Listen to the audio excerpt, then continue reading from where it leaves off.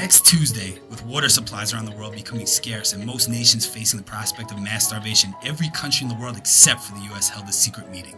They looked at America with its abundant fresh water and hot blonde chicks and decided it wasn't fair. Why did they get to be free and have lots of water and see Mad Men a year before everybody else? It was time to act. They wanted revenge and they hated our freedom anyway, so it was the perfect excuse for them to conquer us and implement Sharia law. You name the country and it secretly declared war on the US. Britain with its bad teeth and unfair taxation and awful healthcare that's much worse than America's.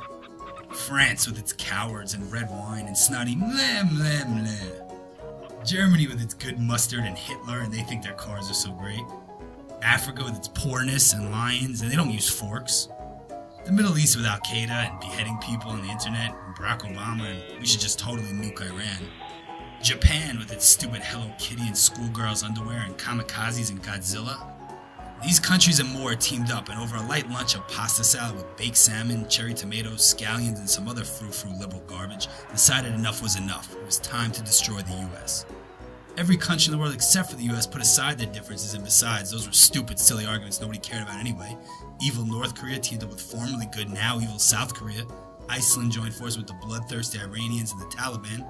Pakistan and India stopped fighting over some stupid mountains nobody gives a fuck about. The main goal? Conquer America. Enslave the Americans. It would be hard because of the Second Amendment and also since Jesus obviously loved America more than any place else, but they would do it. Every country in the world except for the US would rise up and conquer America. The only country with nukes that could reach the US was China, whose bombs could make it to California, which was filled with stupid liberals who hated America and listened to the Beach Boys and smoked pot and wanted to have lots of gay sex and call it marriage. The US would let it be nuked. Luckily, the Bush tax cuts and repealing Obamacare had turned America to the strongest nation in the world. The country would stand strong. With California gone, only New York and a few lame-ass places like Vermont and the more urban areas of Oregon and places where people went to college stood in the way of the US becoming perfect. But there were good, patriotic Americans who still loved the Second Amendment in their country and Jesus and television. So they went to the fence on the border of California they had built to keep the nukes and stuff out, like also the Mexicans.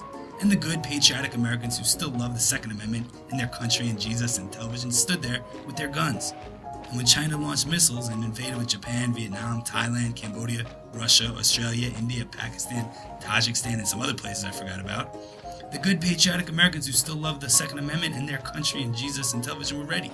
And because they had guns, the enemy invaders got scared and left. Then the US took over the world and got some sandwiches with mustard on them. The motherfucking end.